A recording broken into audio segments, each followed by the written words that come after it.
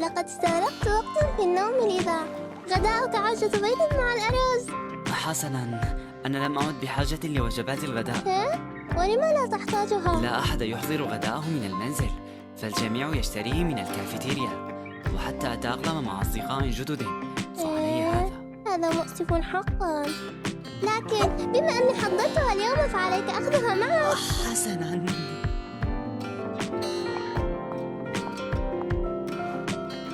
من المستحيل أن آكل عجة بيض الأرز في الفصل مع رسالة مكتوبة عليها.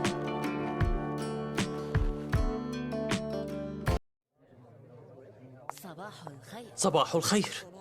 صباح الخير. لا تبدو على ما يرامني اليوم. كلا، فروحي المعنوية منخفضة لا أكثر، خصوصا وقت الصباح. إذن فعلي غداء اليوم. أنا سأحضر كاري لحم البقر المحدودة الكمية لترفع من معنوياتك. المحدودة الكمية؟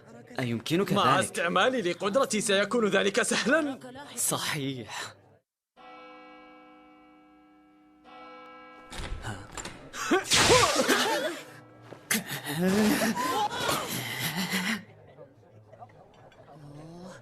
ما رأيكم أن نتناول الغداء في مكان غير الكافيتيريا؟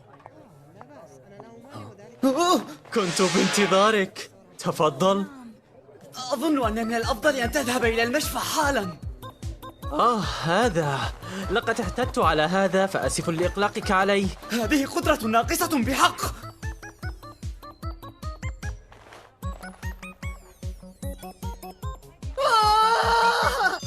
إنها لاذعة، هكذا ينبغي أن تكون الكاري لذيذة. يسعدني لأكون على حسن ظنك بي.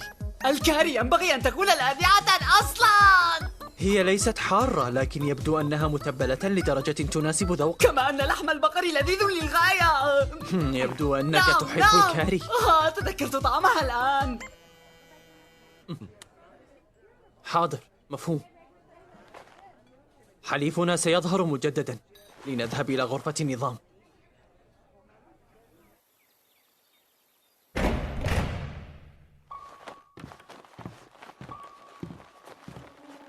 لما هذا الشخص مبلل دائما؟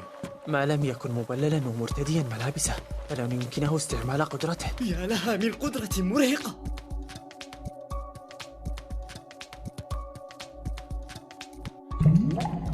القدرة هي الاستدعاء. استدعاء؟ وسيط روحي، قدرة تسمح للموتى بتلبس جسدك. على خلاف الدجالين، فهذا الشخص يفعلها بقدرة خاصة. هذا مذهل حقا. قدرة أخرى، الاشتعال. أهناك شخص يمتلك قدرتين؟ أريد أن نمسك بذلك الشخص حالاً، لكن هذا مجرد طريق. ما الذي يعنيه هذا؟ الهدف متحرك. في منتصف الأسبوع؟ هل هرب من المدرسة؟ يا إلهي، هذا الطريق هو زقاق ضيق وغير محبب إطلاقاً. ما الذي ترمين لنذهب إليه؟ إلى ذلك المكان.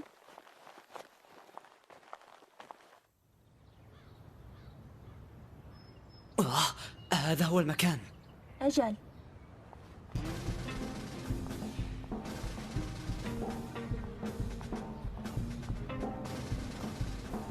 ماذا؟ ذلك الشخص واجه المتاعب أثناء مروره من هنا. ولماذا؟ هذا الجزء يخلو من الغبار، هذا يعني بأنه كان يركض واصطدم بهذا الصندوق، مما يعني أن هذا الشخص كان مطارد. تبدو لي كحادثة. مع هذا على كل حال فلنتقدم. أثار خطى جديدة لشخصين، هناك خطى طويلة وأخرى قصيرة. هناك فتاة تطارد من قبل رجل، فلنسرع.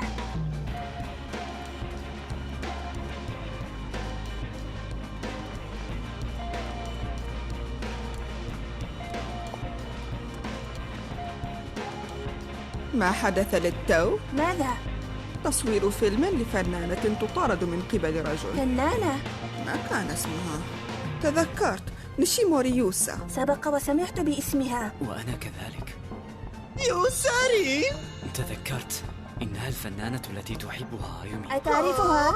إنها المطربة لفرقة هلو هلو والملقبة بهارو هارو. فنانة صاعدة بإمكانها الغناء والرقص. هل تحب الفنانين وأوتاكو؟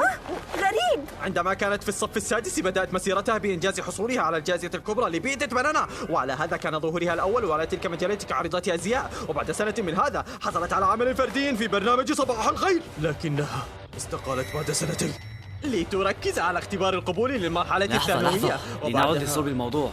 إذا فتلك الفتاة سببت مشاكلا بقدرتها وأصبحت ملاحقة، أليس كذلك؟ الأمر واضح دون الحاجة إلى تحليله. وكالة أعمالها هي سيركس للإنتاج، أليس من الأسهل أن نتصل بهم؟ إنها فنانة، لن يخبروننا بشيء. ماذا علينا أن نفعل؟ لنرى. هناك شخص مريب.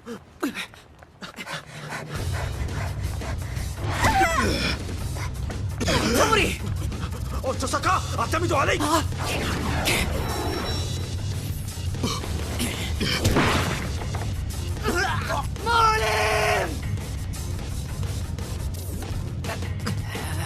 من يتعرض للألم هو أنا، لذا أفضل عدم استخدامنا لهذه الخطة. لكننا أخذناك معنا لهذا السبب. تبا، ماذا كان ليحدث لو كسرت الكاميرا؟ هذا أكبر همك. استيقظ أيها الوغد. ومن تكون أنت؟ أنا من عليه السؤال. إن أجبتنا سنحضر لك الإسعاف، أو إنك تفضل الموت في هذا المكان. كنت مكلفا بمهمة وحسب. وما هي؟ لا يمكنني الإجابة عن هذا.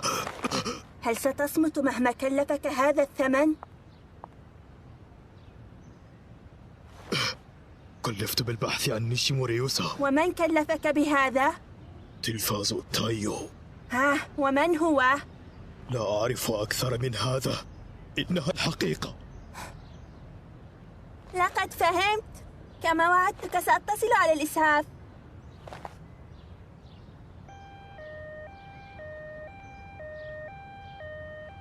هاي أنتم، من تكونون؟ نحن نبحث عن فتاة تدعى يوسا نيشيموري. تلقب بيوسرين. وما مرادكم؟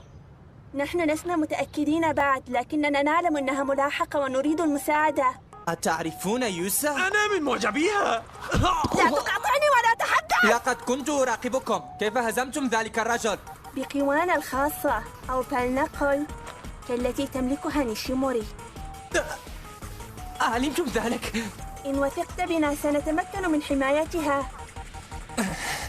فهمت. إذن فلتثبتوا لي أنكم تملكون نفس قوتها. إنها ليست متشابهة. انظر. اختفت. هكذا. هل تصدقنا الآن؟ أجل، فلتتبعوني، لكن سوف يربككم الأمر. ماذا تعني بهذا؟ إن الأمر معقد لشرحه، يجب أن تروا بأنفسكم. رائع، إنه نادي. لا حاجة بأن تصوري كل هذا. من هنا فلنسرع، لقد عدت. كيف كانت الأوضاع في الخارج؟ إنها حقا يوسارين. لدي كل إصدارات فرقة هلو هلو. غريب. شكرا جزيلا. إنها نفس الفتاة التي شاهدتها على التلفاز بالفعل. هاي، ما بال هؤلاء؟ إنهم مثل ميسا، لديهم قدرات خاصة أيضا. ميسا؟ هل اسمها الحقيقي ميسا وليس يوسا؟ هذا هو الجزء المربك في الأمر. هل حقا يمكننا الوثوق بهم؟ لقد استخدموا قدراتهم سابقا لهزيمة ذلك الشخص. إذن هل بإمكاننا سؤالها مباشرة؟ إن تفوهتم بسؤال أحمق فلن تخرجوا أصحاء. مالا صار الوضع مخيفا. توموري، انتبهي. حسنا، سررت بلقائك أدا توموري. سررت بلقائك. أنا نيشيموري يوسا وألقب بيوسارين. تدعو نفسها بيوسارين؟ إنها أول مرة ألتقي بشخصية مشهورة. أنت حقا جميلة وكأنك دمية. أود أن أقف بالقرب منها أيضا. ماذا عن قلت؟ هذا. حسنا، لما لا تخبريني باسمك الحقيقي؟ اسمي هو يوساكورا باني. لم أسألك أنت. اسمك الحقيقي ملائم أكثر ليكون اسما فنيا. نعم، اعتدت سمع هذا، لكن كورابا تانوريش الأسود ولا يصلح كاسم لفنانة، وعلى هذا سميت نيشيموري. حقا أحيانا تكونين كوراباني وأحيانا تكونين شخصا آخر، أتدركين هذا؟ إطلاقا. وأيضا كيف علمت بهذا؟ ومن سألك أنت؟ ماذا؟ إذن اشرحي ما يحدث. ما قلتيه صحيح، إنه كالسير أثناء النوم. مؤخرا بدأت أن أنام فجأة، وحالما أعود إلى وعي أجدني في مكان آخر. الأطباء يخبرونني عن احتمالية إصابتي بانفصام في الشخصية. فهمت. إنه ليس انفصاما بالشخصية، لذا لا تقلقي.